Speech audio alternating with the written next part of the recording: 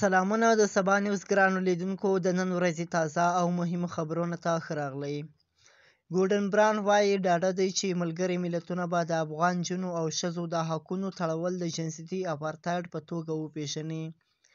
په نړۍ کې د زده کړو لپاره د ملګرو ملتونو ځانګړی استازی او د برتانیا پخوانی لومړی وزیر ګورډن براون وایي د ملګرو ملتونو مقر کې ویلي دي ډاډه دی چې ملګري ملتونه به هغه زور او ځپل چې په افغانستان کې پر ښځو او نجونو تعمیل شوي دي په رسمي ډول جنسیتي اپارتایډ وګڼي. نوموړي وویل چې د ملګرو ملتونو حقوقي کمیټه به د اکتوبر میاشت کې غونډه کوي. د ښاغلي براون په وینا په اکتوبر کې د ملګرو ملتونو د حقوقي کمیټې یوه غونډه کیږي او د جنسیتي اپارتایډ په تعریف به کار کوي.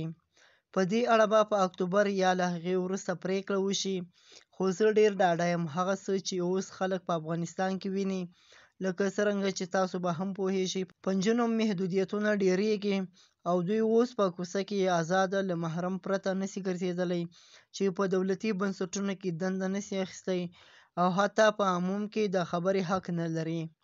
نو دا په روښانه داسې ځپل دي چې د جنسیتي اپارتایډ یوه بڼه ده او زه ډېر ډاډه یم چې د ملګرو ملتونو حقوقي کمیټه به یې هم په رسمیت وپېژني. تازه د ملګرو ملتونو سرمنشي انتونیو ګوتریش هم ویلي دي چې په افغانستان کې چې څه تیریږي د معاصر تاریخ تر ټولو بې رحمه ځپونکي سیستم سره د پرتلنې وړ دی. نوموړي ویلي دي چې هغه هیوادونه او بنسټونه غږ بدرګه کوي چې په طالب چارواکو غږ کوي چې ژر تر ژره دې په ښځو او نجونو تبعیضي محدودیتونه لرې کړي. وړاندې کاناډا، اسټرالیا، جرمني او نیدرلینډ ویلي وو چې په دې اړه د عدالت نړیوالې محکمې ته قضیه هم وړاندې کوي.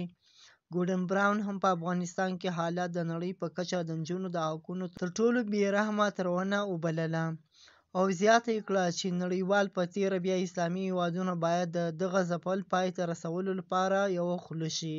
دا و د نن ورځې تازه او مهم خبرونه. سبا نیوز سبسکرایب کړئ او له نورو ملګرو سره یې هم شیر کړئ.